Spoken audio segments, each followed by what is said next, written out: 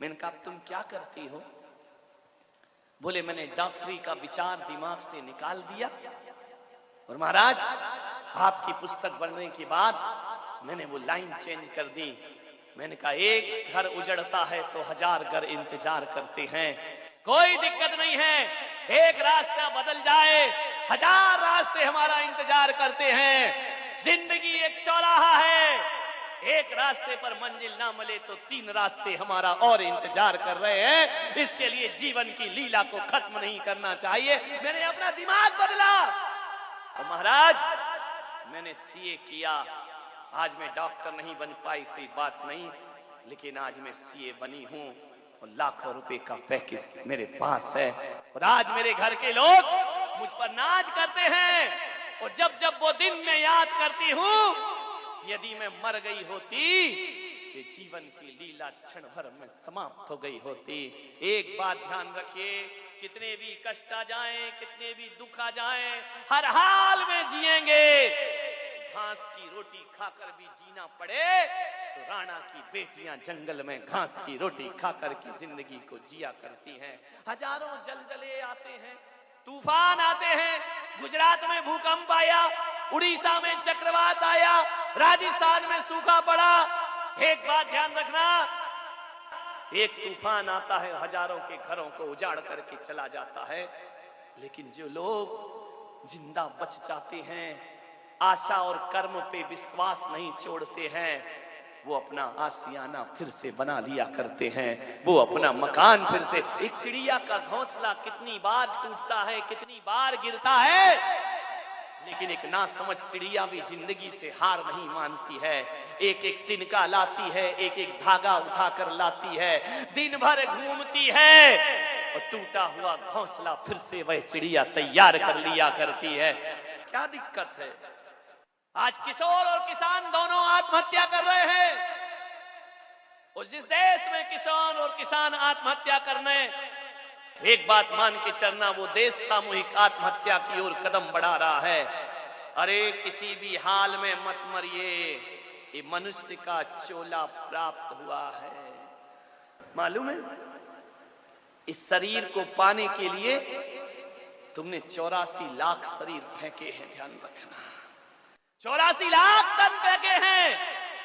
कई बार नालियों के कीड़े बने हो तुम, कई बार जानवर बने हो, कई बार काटे गए और मारे गए। बस एक आस में जीते रहे कि कभी तो मनुष्य का चोला मुझे प्राप्त होगा।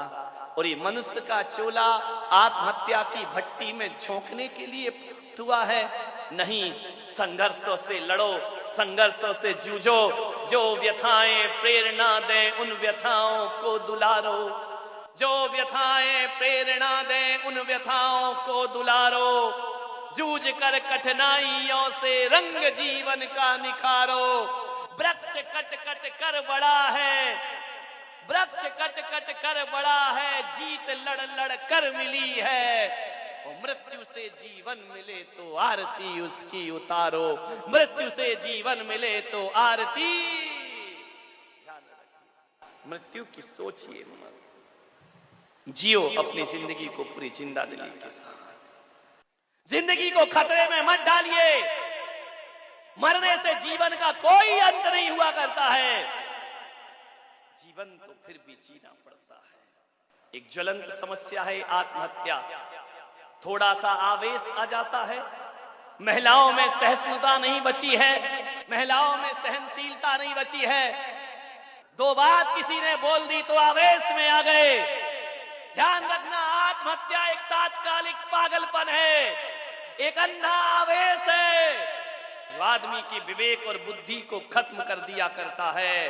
अरे जो लोग रात के अंधेरों से डर जाते हैं, उनके जीवन में सुबह कभी नहीं आया करती है। और जो रात के अंधेरों से लड़ते हैं, देर सवेर सूरज फिर आता है और जीवन को रोशनी से भर जाया करता है। हताश क्यों होते हैं? नकारात्मक सोच मत लाइए, जिंदगी से कभी हारो मत। मुझे देखो, मेरा इंदौर में चातुर्मास हुआ और इंदौर में चातुर्मास होने के बाद जब पहला चातुर्मास हुआ, मेरे घुटने खराब हो गए, मुझसे चलते नहीं बना। डॉक्टर ने कहा कि आप सीढ़ी नहीं चढ़ेंगे, आप जमीन पर नहीं बैठेंगे, आप आसन नहीं लगा सकते। बहुत दिक्कत हुई, चला, बहुत जांच हुई, मेरी मेडिकल जांच हुई, सोनोग्राफी हुई, एमआरआई हुई, सब कुछ हो गई, कोई जांच बाकी नहीं बची। इंदौर के बड़े से बड़े अस्पताल में मेरी जांच की गई। पूना के एक डॉक्टर संचेती, बहुत बड़े हड्डियों के डॉक्टर, उनको इंदौर बुलवाया गया। उन्होंने कहा कि अपनी जिंदगी से खिलवाड़ मत करो, शरीर को सताकर कभी भगवान मिलता है क्या? एक काम करो, अपने घुटने चेंज करा लो। मैंने कहा दिगंबर परंपरा में ऑपरेशन नहीं हुआ करता है, और ऑपरेशन होने का मतलब है कि मैं अपने पद से इस्तीफा दूं, दीक्षा को छोड़ूं, फिर ऑपरेशन होंगे। मैंने कहा डॉक्टर साहब, ये दीक्षा के भाव सबके जीवन में नहीं बनते, और बार बार तो किसी के जीवन में बनते नहीं। मैंने कहा डॉक्टर साहब, आपका मेडिकल एक तरफ रखा रहे, मैं ऑपरेशन नहीं कराऊंगा। उन्होंने कहा आप परेशान हो जाएंगे, जो घुटने 20 साल चलना है वो 10 साल में खत्म हो जाएंगे। मैंने कहा तुम कहते हो घुटने खत्म हो जाएंगे, हम तो कहते कि जिंदगी भी एक दिन खत्म हो जाएगी। कोई इलाज है आपके पास जिंदगी को बचाने का? घुटने तो बचा सकते हो, लेकिन मौत से कौन बचाएगा? उन्होंने समाज के लोगों को समझाया कि महाराज को कुछ समझाओ। समाज के लोग चुप। 3 साल तक मैं सीढ़ियां नहीं चढ़ सका। 3 साल तक आहार जहां भी होता तो नीचे के मंजिल में होता। उन 3 सालों में मैं उन खराब घुटनों के बल पर मैं बंबई चातुर्मास करने के लिए गया। बंबई में भी मुझसे उठते बैठते नहीं बना, तकलीफ थोड़ी रही, मैंने बताया नहीं। मैं जब भी बैठता हूं तो सामने एक मेज होती है, टेबल होती है, क्योंकि डॉक्टरों का कहना है कि पैर मोड़ोगे तो घुटने खराब हो जाएंगे। बंबई में भी इलाज चला। एक दिन मैं पावागढ़ तीर्थ के दर्शन को गया। लोगों ने मुझसे कहा कि महाराज आप 3500 सीढ़ियां मत चढ़ना, आपके घुटने खराब है। मैंने कहा कोई बात नहीं। गुजरात में रात छत पर सोया था, सुबह लोगों ने कहा कि हम वंदना को जा रहे हैं। मेरी आंखें भरी कि मैं तेरे दर पे आया हूं और तेरे मंदिर में नहीं आ सकता। लोगों ने कहा महाराज डोली पे चलो। मैंने कहा मैं डोली पे नहीं जाऊंगा। लोगों ने कहा महाराज पावागढ़ में झूला है, उसमें बैठकर चलो। मैंने कहा मैं उसमें भी नहीं जाऊंगा। तो लोगों ने कहा ऐसा करो